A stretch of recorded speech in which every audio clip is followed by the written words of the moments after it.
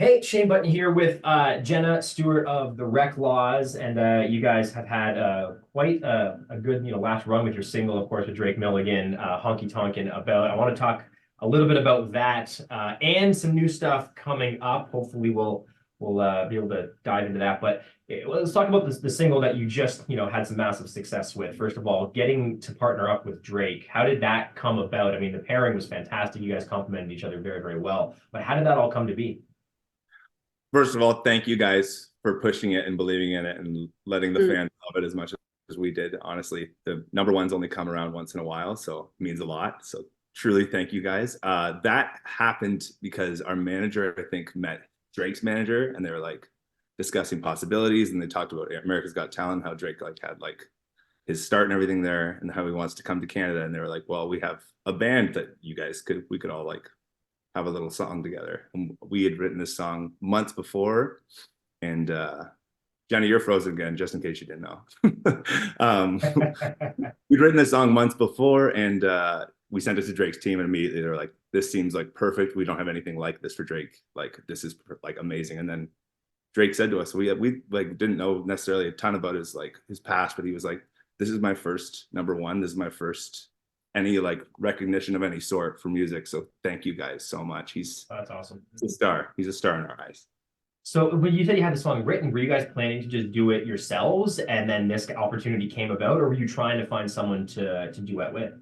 It was actually almost not a fight, but a big discussion that was going on between the management and us, because we were we believed we could do it. The manager was like, "You guys have done some pop stuff recently, with the truck and whatnot. So it's a little bit confusing to go this country." And then Drake happened to be available, wanting the song, and Drake's like, "Well, he says country that comes, this cowboy Texan." Yeah, right. And so he was so happy to join in. I don't know, honestly, can't say enough good things about the guy. He's one of the funniest, sweetest guys out there, and so talented. Well, yeah, I mean, it worked really well. And the music video, I mean, you guys looked like you're having a blast doing that music video too. And I know Anya told me a little bit about it, but I want to kind of find out, how did you get some of the, I mean, there's some decent names that show up in your music video, right? I mean, you get Shooter McGavin, right? Christopher McDonald. How do you get, him? And then, of course, Mary Louise Parker from Weeds, Robert Nepper from Prison Break. I mean, those are some good names to get into your music video. How did that all end up happening? It's kind of crazy, honestly. Drake's whole management team are also movie producers. Oh, wow. Okay. So then they were like, "Well, we need to shoot a music video. Where should we shoot a music video?" And all of them were in Romania. And they were like, "Romania, you guys should come to Romania and shoot this video." And we were like, "That seems like a fever dream. It's not real." Right?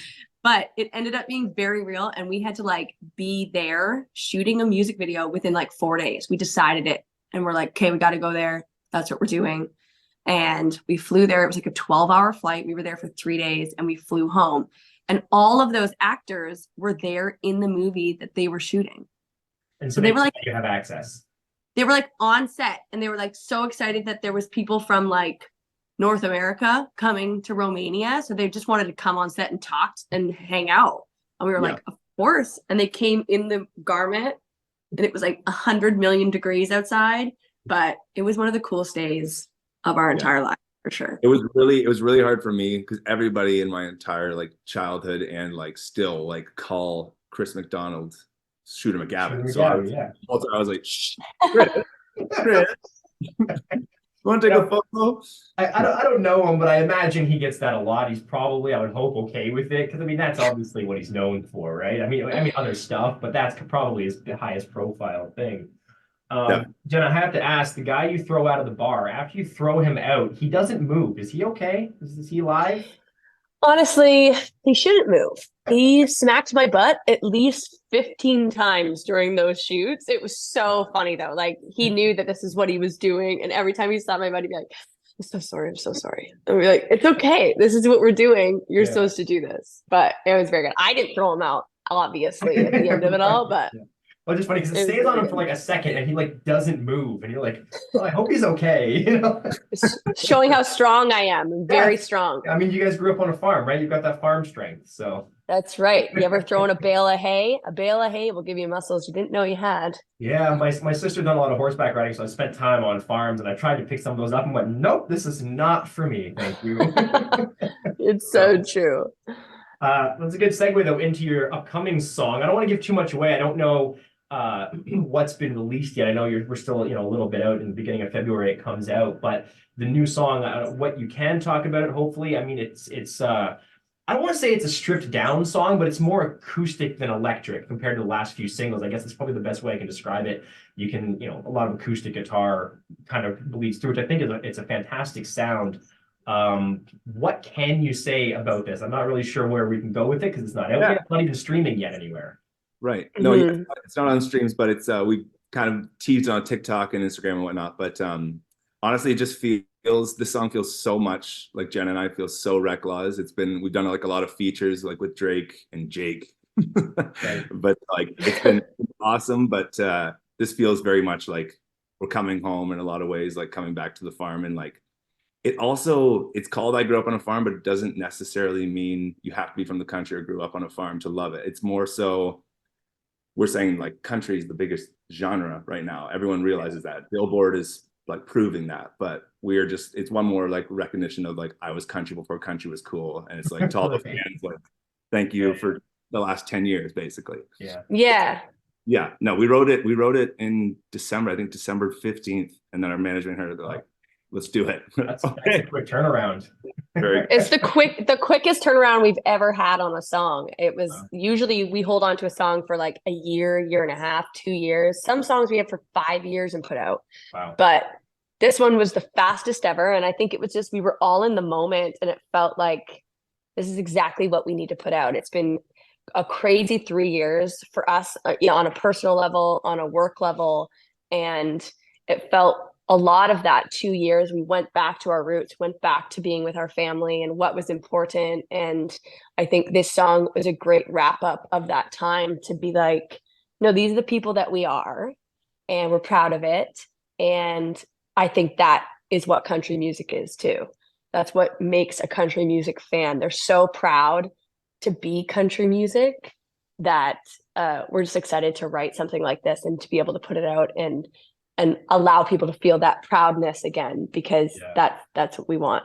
Well, I think you guys have kind of hit the nail on the head with the last number of songs, because some of the best songs and the most the ones that people relate to the most, especially in country, are the party drinking songs, which those are the obvious ones but also the heartfelt story songs. Right, the ones that you think about, where I come from, the music video for that, you can't get much more relatable than family, videos as your music video, right? And then this the same thing, going back to your roots and stuff. And everybody, whether it is growing up on a farm or not, they'll think it kind of takes them back to where they grew up. What did they do? Where did they, stuff like that. So I think you're checking all those boxes for hit after hit after hit, which is great. But this new one and obviously the one with Drake, not on an album. Is there are there plans for an actual album, or are you kind of going we're just going to release single by single for the time being? Yeah, that's one thing we also wanted to acknowledge, that like this past year and even 2 years we haven't put out a ton of music. Like we've kind of did Honky Tonkin About and one other like song sort of, but it's been a minute and everyone has stood behind us and been so supportive. And I hope everyone enjoyed the quiet for a second, because there's a lot of Reklaws coming straight down those throats. So that's good. We're excited. I'm excited for that. The horizons for sure. Right. I know I asked listeners if they had anything they wanted me to ask you, and we get a lot of the typical questions, like the name for your band, of course, which is your name backwards, came from your mom. Yeah. We probably talked about that a million times. But this was an interesting one. It came from Paul on our Facebook page, and he was wondering what the most difficult hurdle was that you guys have encountered to kind of get to where you are now in your career. Dang. There's been a lot of hurdles. We've been out here hurdling, let me tell you. Like it's just, we're running hurdle laps. I don't know. There's been a lot of things. I think COVID was crazy. I think for everybody it was crazy. It shut down everything, and so many things we took for granted, just traveling, and our whole job relied on COVID not happening. Right. Yeah. So that was so stressful, I think. Like we lost our mom almost 2 years ago, And that kind of was a complete shock. And it felt like as soon as we were getting our feet in this world and feeling confident and what was next, it kind of like took the rug out again. And it felt like all the time we're just trying to like claw our way out of these positions and trying to be that happy band on stage. And sometimes you're not, you know what I mean?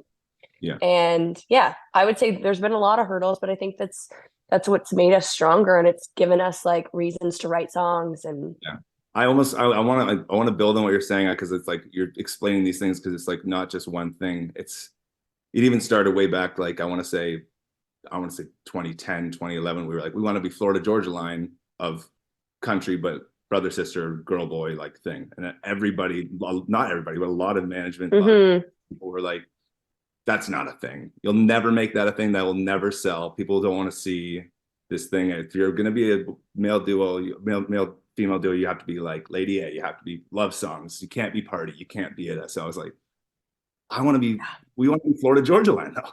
Yeah. We want to have fun. Yeah. So we said no, and we kept going. COVID came, and everybody said, okay, well, I'm shutting down. There's nowhere to tour, no money to make. And we still said no. We recorded an album at our house, and our mom has gone, and we didn't know what to do next, and we said no, and we wrote this song in December. So we just keep saying no and just keep on trying to make it happen. Yeah.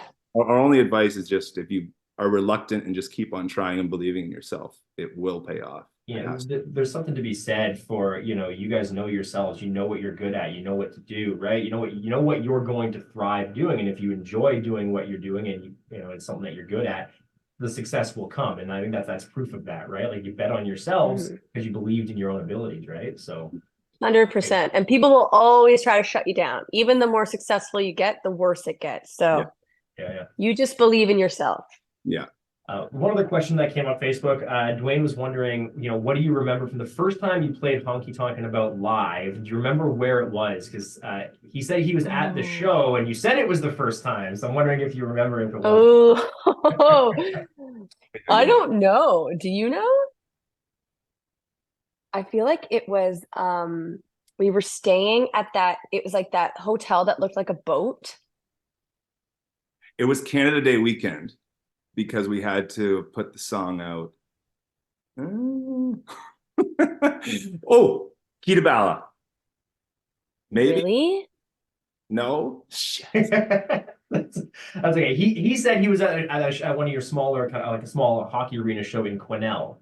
It was that because it was because that's where the boat hotel is. Am I crazy? Ask him. I've never been to Quesnel. I'm not sure. Okay. Okay. But he said it was fantastic and he enjoyed it, and it's one of those songs where it's going to get people moving, right? But anyways, he was curious if you remembered it. So you're half there. Sort of. I think that it was a mixture of one of those 2 weekends with the Kita too, because it all becomes one just gigantic show at the end of the summer. Yeah. Everything blends together, right? Yeah. Right on. You're that gift that guy. The guy who's like can't open his eyes. Yeah. That's funny. Well, I appreciate you guys taking some time here today to talk about that. I'm excited for everybody to hear the full version of the new song. It's great. And so thank you for your time today. Oh, thanks, Shane. Cheers.